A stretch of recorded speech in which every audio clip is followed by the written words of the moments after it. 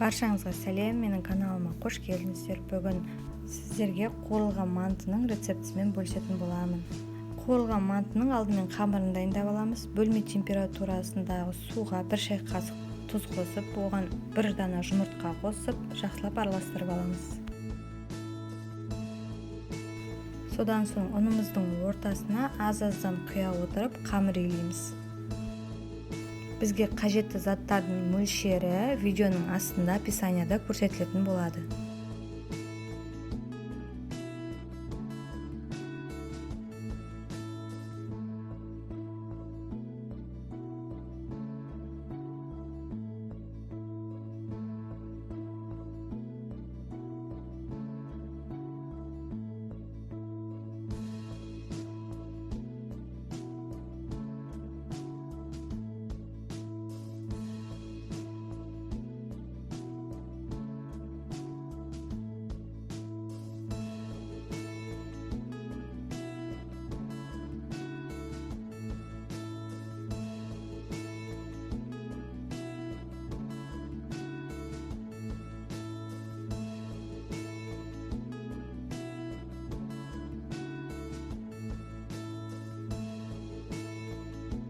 Қамырымызды жақсылап илеп аламыз. Илеп болған соң бетін жауып, жарты сағатқа қойып қоямыз. Қамырымыз тыныққанша қуырылған мантының салмасын дайындаймыз. Менде қуырылған манты етпен болатын болғандықтан фаршқа тұз, қарабүріш, тәтті паприка қосамын. Содан соң майдалап туралған пияз бен қырыққабатты қосып араластырамын. Салмасына асқабақ немесе жусай қоса отырып жасасаңыздар болады, өз қалауларыңыз бойынша.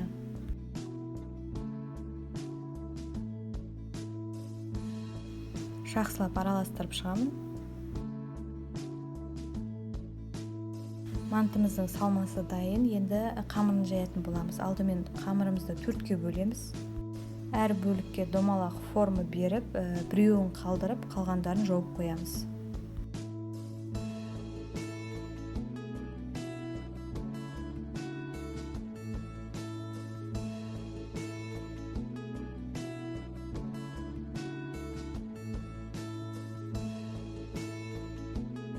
Қалдырған бір күлшемізді жаямыз. Қалыңдығын жарты сантиметр етіп жайып аламыз.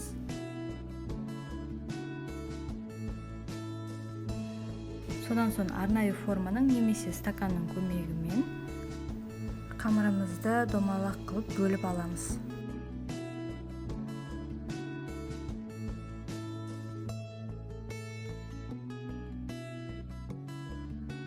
Енді бөліп алған қамырларымызды жұқалап жаямыз. Сонда біздің мантыларымыздың формасы, көлемі бірдей болатын болады.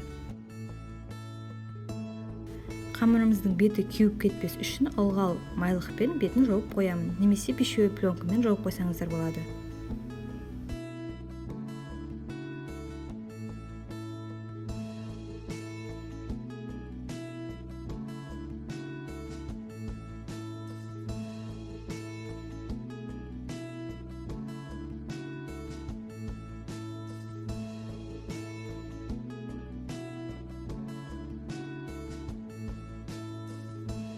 Жұқалап жайып болған соң ортасына салмасын салып, видеода көрсетілгендей біріктіретін боламыз.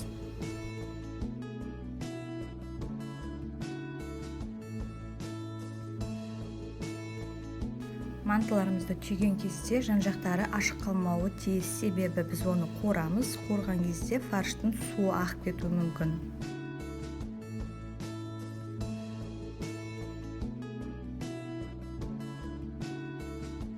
Егер сіздің манты түйу әдісіңіз өзгеше болса, өзіңізге ыңғайлы күнделікті жасап жүрген әдіспен жасасаңыздар болады.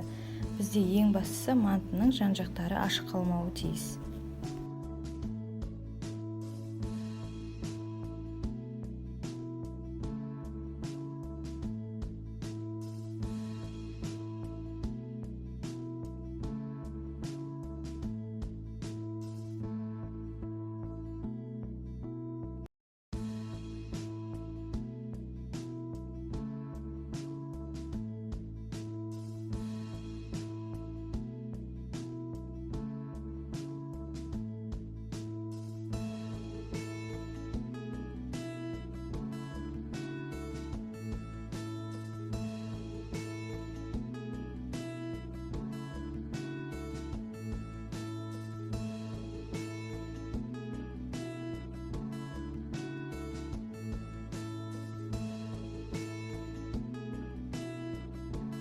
Мантыларымызды түйіп болған соң майымызды қыстырып, орташа отта қуыратын боламыз. Мантыларды терісінен саламыз.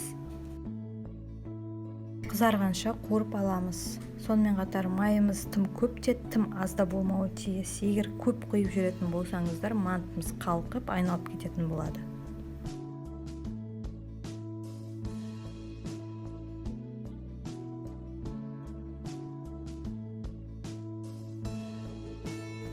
Мантыларымыз қызарғанда осылай оң қаратып аламыз.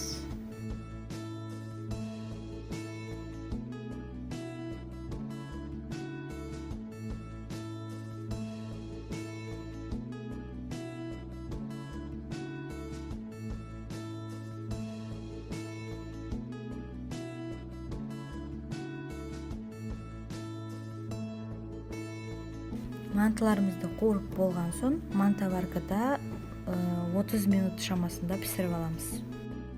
Мантыларды осылай бірінің үстіне бірін қоя берсеңіздер болады. Бұлар қуырылған мантылар уже бір-бірлеріне жабыспайды.